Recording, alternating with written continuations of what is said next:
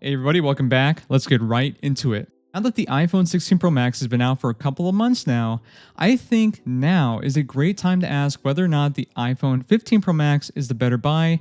And before any assumptions are made, both iPhones are terrific devices. This isn't a question of which is better. This is a question of which has the best value for your money in 2024. You can find excellent conditioned iPhone 15 Pro Maxes on used sites for between $800 and $900, which means you're saving about $300 to $400 over the 16 Pro Max. Apart from general cost savings though, it is a great fact that build quality on the 15 Pro Max is still just as incredible as the latest iPhone. If you want the best built iPhone available, but want to save a few bucks, get this over the 16 Pro Max, without a doubt. You're getting a beautiful matte titanium frame that feels incredible in the hand with just the right amount of curvature to make it comfortable to hold for long periods of time.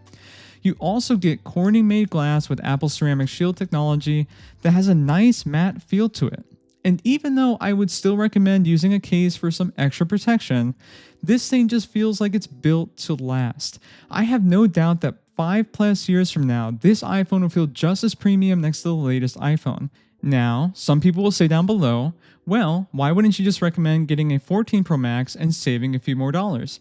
This is a great point, and I will tell you why with one word: USB-C. This might not be as important to others, and if this is the case to you, by all means go take a look at the 14 and 13 Pro Max, which I have highly recommended as a budget king of an iPhone in 2024. But having one universal way to charge and transfer data between my phones, headphones, laptops, and everything else that I own is an easy deal breaker for me in 2024. I think when it comes to overall build quality and hardware, the best bang for your buck is the 15 Pro Max. Another thing that didn't change much with the new iPhone is the camera. The camera specs are basically the same thing when comparing the 16 and 15 Pro Max. Yes, I can already hear the people down below typing, but hardware and specs aren't everything. The one main difference that I could notice as a non-professional camera user, which I'd imagine the majority of people viewing this video are, is that the low light performance is noticeably better with the 16 Pro Max. Here is a camera comparison between the two so you can see for yourself.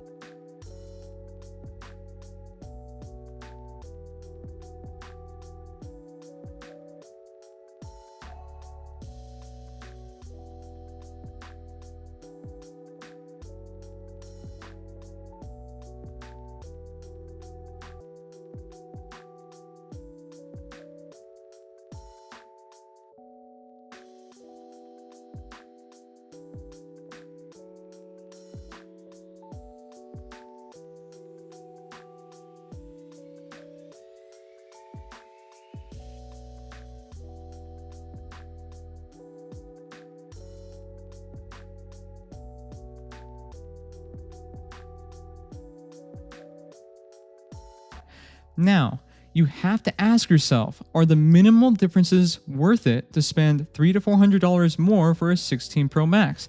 If you can honestly say yes, then of course, go for the 16. For me, just pick up the 15, wait to see what the 17 and 18 series of iPhones have to offer in the years to come. Going in line with the minimal camera improvements this year, the chip performance is essentially just as fast in both devices. But when you look at the actual benchmarks, the A17 Pro that is in the iPhone 15 Pro Max is technically worse in every way than the new A18 Pro chip that's in the 16. Yeah, I mean, this is factually correct, but let me tell you something. I haven't noticed a significant difference between my 13 Pro Max and the 16 Pro Max, so I could not care less about the benchmarks when it comes to iPhones. As someone who uses and owns both of these devices, you will not notice any difference between the two devices. If you do, it will be so minimal that it will be impossible to justify paying $300 to $400 more to get the new iPhone. I think a huge eye-opener about the similar performance is the fact that the only other device getting all the AI features coming to the iPhone 16 Pro Max is the 15 Pro Max. Apple would not have done that if it could not handle those complex AI activities in a similar way as the new 16. Save yourself some money, pick up the 15 Pro Max, but what about battery life? One interesting thing with that battery is that if you are coming from an older device, let's say the 13 or 14 Pro Max, you won't notice much of a difference switching to the newer 15 model.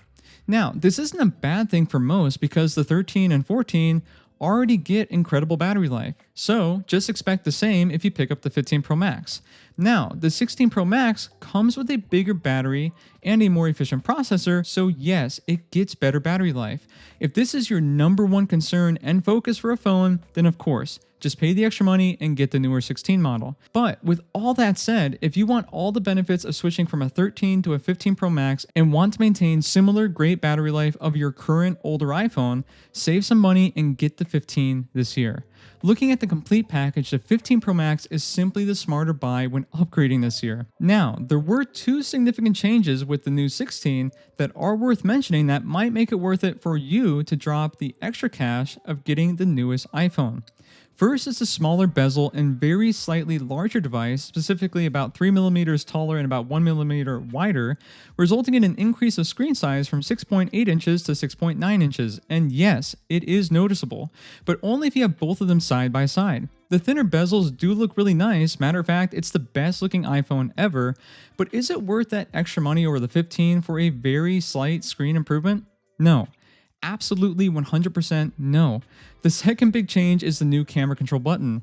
I have tried to like this, I really have, but it's a gimmick. A lot of Apple users are already disliking this video and calling me names down below, but hear me out. I bought this phone with my own money as I do all my devices, and my honest, uncensored opinion of the camera control button is that it was an incredible idea. That is nothing more than a quick access to my camera for me personally. Maybe you will use all of its functions, but to be honest, I kind of doubt it. It could be so much more than that, but it is clumsy and just not enjoyable to use. With that said, it offers a lot of features, and I truly hope Apple can let us do even more with it, or even third-party app developers, so that it doesn't go the way of some other awesome tech that had a ton of potential, but really nothing else, like the 3D touch in the older iPhones and the touch bar on the older MacBooks. Honestly, the smaller bezels are nice, but the camera control is essentially a gimmick in my personal opinion. Who knows, maybe in 2025 Apple makes it better with software updates, but again, I kind of doubt it.